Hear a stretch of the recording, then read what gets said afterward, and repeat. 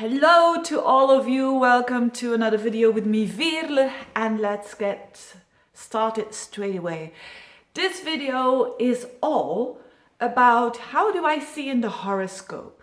How do I see in the horoscope that I have a tendency to go towards the dominant personality or to go towards the submissive personality? And I'll tell you a story.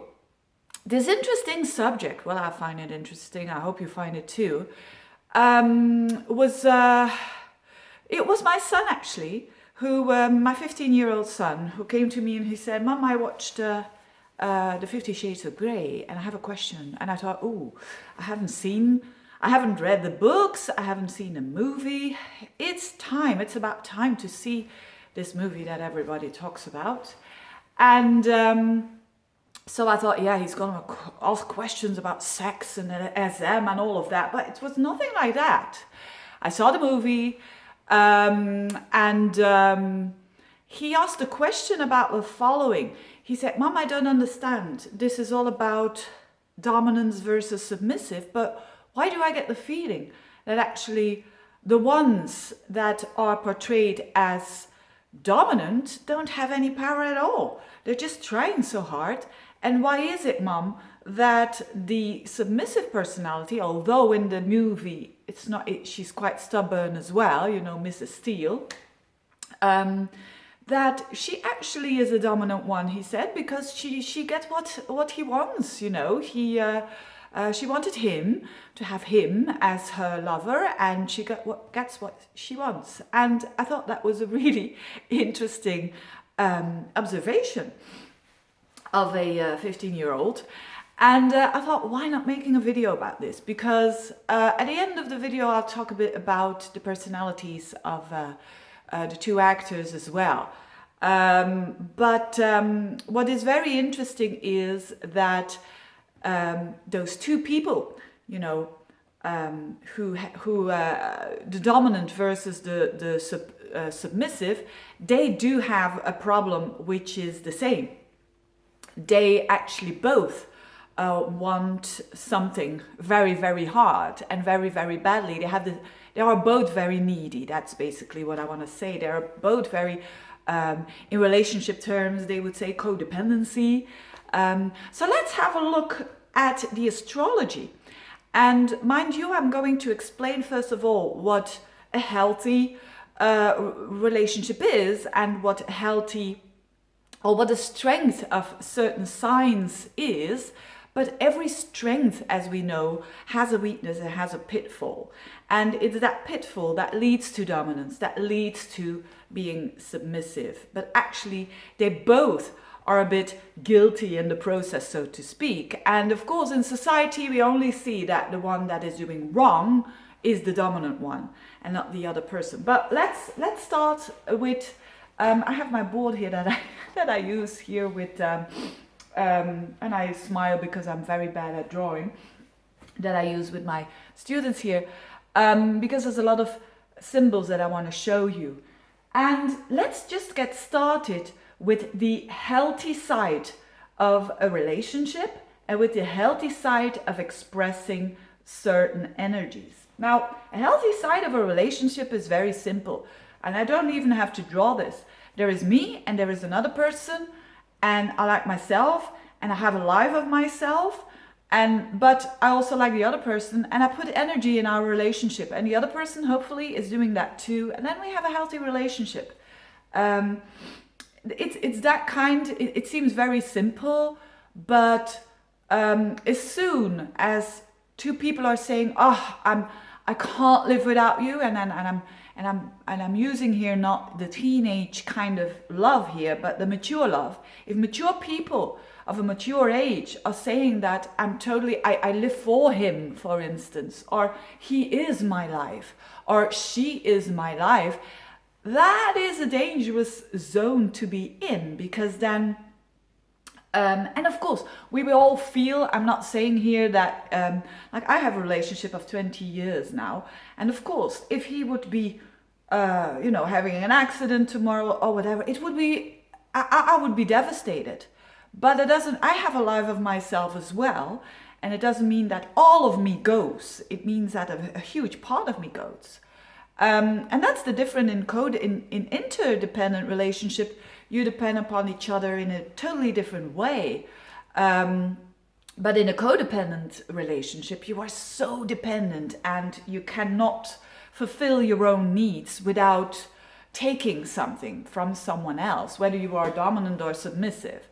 And actually the codependent relationships, so the not healthy relationships, the relationship where the submissive person feels a big lack, feels that they can't do anything, they need someone who takes the lead, so to speak. And the dominant person who is distrustful and who is such a control freak and doesn't trust life and is so fearful actually of not having of losing the control, they overdo it in dominating someone else.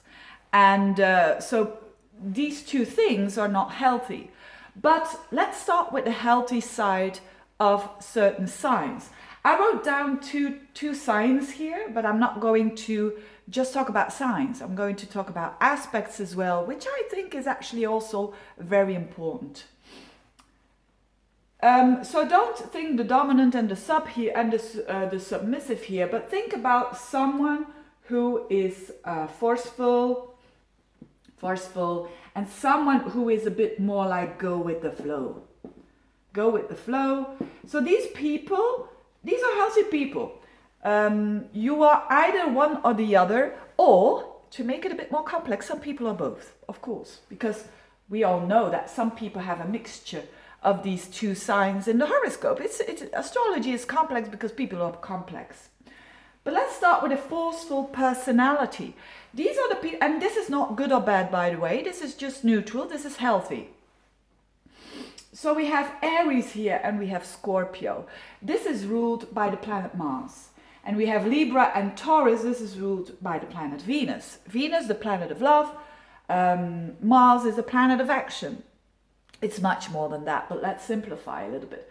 So people who've got personal planets, so which would be like the Sun, the Moon, a Venus, a Mars, even an ascendant, in these signs of Scorpio and Aries are going to be way more forceful in life.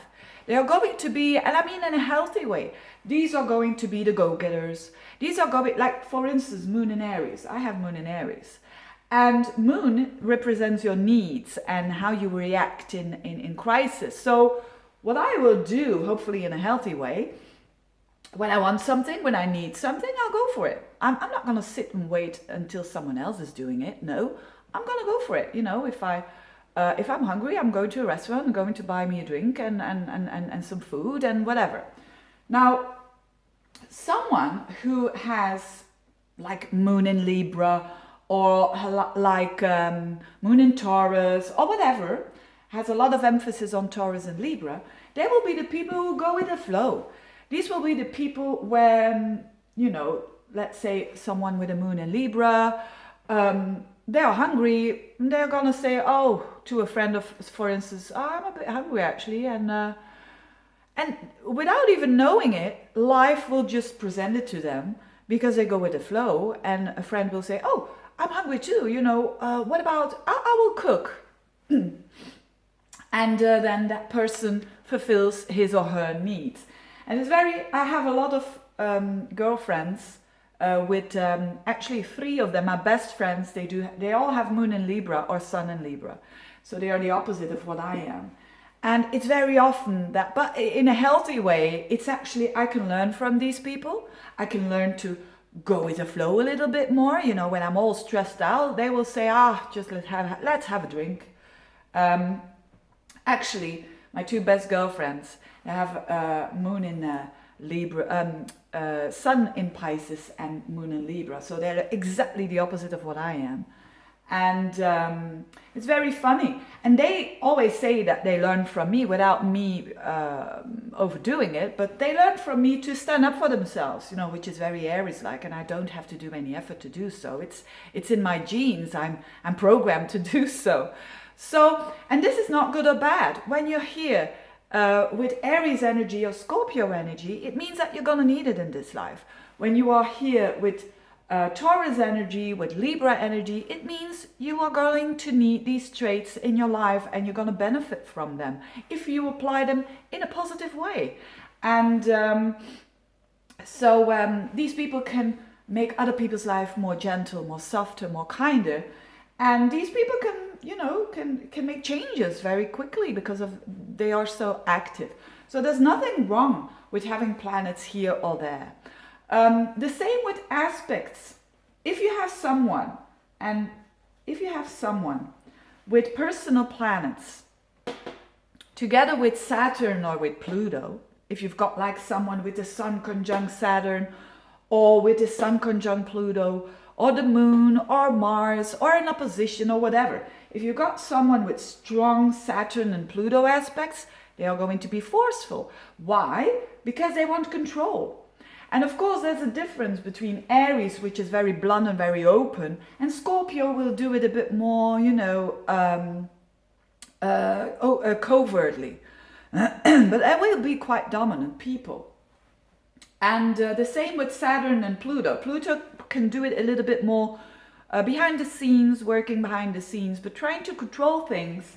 And Saturn will do it more you know, because out of fear as well, fear of when things go wrong, I have to be in control, etc., etc. Again, there's nothing wrong when you have these planets in your horoscope with a personal planet, because it just means that you can really, really benefit from this. You know, when you apply this in the work area, for instance, you will really strive for success and try to get what you want, and hopefully it's for something good.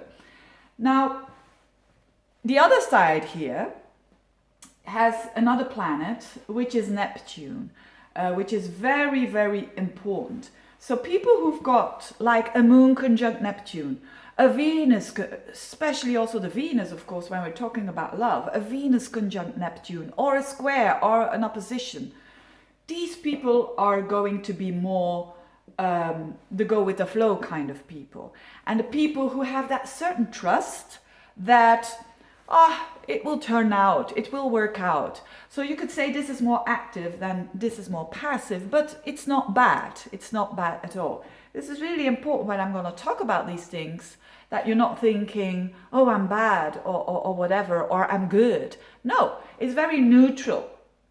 But when do these planets and when do these energies become not so good, become problematic, become unhealthy, in other words, is when we go too far in it. That's basically it. When we go too far with this Aries Scorpio energy, with this Platonic Saturnial energy, then we become super dominant. When we go too far with the flow, so which is a strength actually in itself. I mean, I envy people who are like that. That's probably why I attract a lot of people like that, just to learn from them and just to keep me into a balance. But that doesn't mean to say, by the way, in relationships that we need our oppositions or anything. I don't believe in that. Actually, I believe in, that's in my humble opinion, a love relationship. It's best to be one of the same sides, because then it's just it's not important. I can use it for another video. Just send me in the comments what you think about that. But it becomes negative being submissive when you overdo it with going with the flow, when you have no responsibility whatsoever, when you put all of the responsibility and the leadership onto someone else. And why, like my son said, you know, these people who seem to be submissive are actually very dominant. I think he has a point, because they also are the ones that can put a lot of guilt and blame towards, I mean, in a relationship, guilt. How often do we see it, that in a relationship, the one that seems to be submissive and undergoing all this terrible stuff of the dominant personality, they put a lot of guilt and blame because they say, I've done everything for you. I just undermine my own needs, and not undermining, but I submit totally. I give myself totally. So you've got something to give in return. So that's dominant too, isn't it? It's just, it's actually, they are having both the same problem. They are having both the same weakness, so to speak, but both are expressing it in a seemingly opposite way. So it's very important for all of us in any situations, love relationships, work relationships, friend relationships, and in all kind of parent relationships, it's very important to know, and that's the why I'm making this video, to make people aware, that there is a very fine line in going towards this dominance and in going towards this submissive energy, which is so toxic, which is not making people happy at all. I mean, you cannot be happy if you totally submit yourself, can you? But although, yeah, it's up to the person to decide. Can you be happy if you're the people who are a bit like that, who have a lot of energy in Scorpio, in Aries, Saturn, Pluto, they are sometimes tired of taking the lead all of the time. These are the people who get the burned out. When they don't want to stop, the universe will make them stop. Actually, Capricorn as well. I forgot to mention that's the ruler of Saturn. People with a lot of Capricorn energy, women with moon in Capricorn, for instance, very much go-getters, very controlling, but also the sun or Venus or whatever. But these people, when they are crossing that fine line of being too overly dominant, and they have to learn to get healthy again, the universe will certainly put them in situations where they are forced to submit. And a typical, what comes into mind is the one that the workaholic, you know, they work too much and they want to have the control, and they take leadership everywhere. They cannot delegate, or how do you say that? Then all of a sudden they get ill, for instance. They get a serious illness or a disease, and they have to submit. You know, there's nothing, there's nothing fun about that. It means you're getting a huge dose of unwanted detachment, so to speak. And the same with submissive people who are having the character of being a bit go with the flow, and they're overdoing it. So they are super submissive, they don't take responsibility, they're playing the victim role, not being one. There's a difference. Some people are victim, but others are playing it and dwelling in it. Then they tend to go to the submissive side, and they put guilt on others, blame on others, overtly or covertly. And life will put them in situations all of a sudden these people get a Pluto transit on their Mars, for instance. And they have to mobilize their own responsibility. They have to wake up to that. And life will put them in a situation that is extreme. You know, someone living together with someone who really bullies them, who really abuses them to such an extreme, so that they get a bit more dominant themselves. They're taking their own responsibility.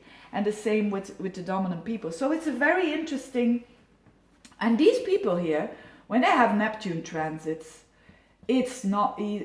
If you know that someone in a natal chart is very, very, has a bit the traits of being forceful and being a go-getter, which again is nothing wrong with that. But when they get Neptune transits, you know that they have to go towards the other side a little bit more, and they won't do it that easy. It will be not easy for them. The same with people here, people who have a very go with the flow kind of energy, and they're having Pluto or Saturn transits. It's quite hard on them. They have, for instance, Saturn on their moon, and they have to which means, being introspective, being self-sufficient, being responsible for your own needs, and not being happy just because someone else has to be in your life. When people have these kind of transits, they really learn to go a bit towards the other side. So I think it's a very interesting subject. It was very interesting. It started with an interesting observation, I think. of the movie 50 Shades of Grey. And let's have a look a little bit about the personalities, because I know a lot of people are interested in knowing how these characters of the two actors, I don't know their last name. I know that the woman who's playing the woman's role is Dakota, and the man is a certain Jamie. And I watched the horoscopes to see a little bit, and no surprise, of course, that Dakota has in her natal chart Venus in Scorpio, so which is you could say, which is quite dominant, but which is the covert kind of side, you know. The negative side of Venus in Scorpio is manipulation and trying to get what they want via, a kind of that way. And I'm not saying she is like that in her personality. I mean, she can be a very good Venus in Scorpio, which is all about commitment and all about strength and transformation in relationships. But it's a very, she has a sun in Libra, so she has both. She has a sun in Libra and she has Venus in Scorpio. She could actually play both of them, and she does in the movie. Now Jamie has the sun in Taurus and Venus in Pisces, which is actually, Pisces is also, I didn't mention it, but Pisces is actually also here. Why Venus is exalted in Pisces, yes, Pisces energy is very much about go with the flow.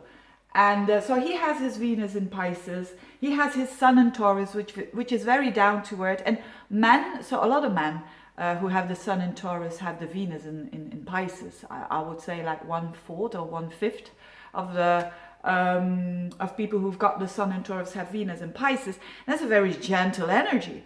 And you see that also in interviews, for what I've seen, that he's very kind. He seems to be very kind, absolutely not a dominant person. But I didn't find his ascendant, and so you don't know. Maybe he has Pluto somewhere on midheaven, so he plays out that Plutonic energy. So, but you could say in real life, between Jamie and between Dakota, I understand they have, for a bit of synastry here, that they can get along very well. And I think that she is more the leader of the friendship, so to speak, because of her Venus in Scorpio. And but I can understand that and I think they're going to be indeed friends forever, these two actors. And why is that? Because they have their Venuses trining each other, and they have their moons trining each other. Now, in any kind, this is a bit of synastry here. So he has his Venus in Pisces, and he has his moon in Leo. And she has her moon in Aries. No, what am I saying? She has his moon in Sagittarius. And she has her Venus in Scorpio. So, and they make perfect trine. Now, in any relationship, if you have your Venuses trining each other, fantastic. It's good vibes, basically. Even when Mars is clashing, even when Mercury is clashing, Venus is trining. Very, very nice, because you kind of have that feeling of, yeah, good vibes. And Scorpio and Pisces are both water signs. So actually the fact that they're making a movie, which is very Scorpionic Piscean-like, because things behind Scorpio, because it's 8th house, the taboo, you know, and the 12th house, which is very, very, you know, the submissive energy going on and all of that, and the totally submitting of your own ego and personality. What am I doing here? Anyway, it's very Pisces Scorpio-like. So people who've got a Pisces Venus trining with a Scorpio Venus, these people will have a very strong soul bond, because it's water, and they will understand each other without words. And so these two people get it's no, you know, it's very easy to see in the synastry that these people play out and work so well together. And she has a moon in Sagittarius, you know, that funny, I think she's in interviews quite funny, and very, you know, she has like an adventurous nature, which is very Sagittarian-like. It also trines his Leo moon. And when the moons are making a good aspect with each other, then emotionally you vibrate on the same level. So this is a very nice connection.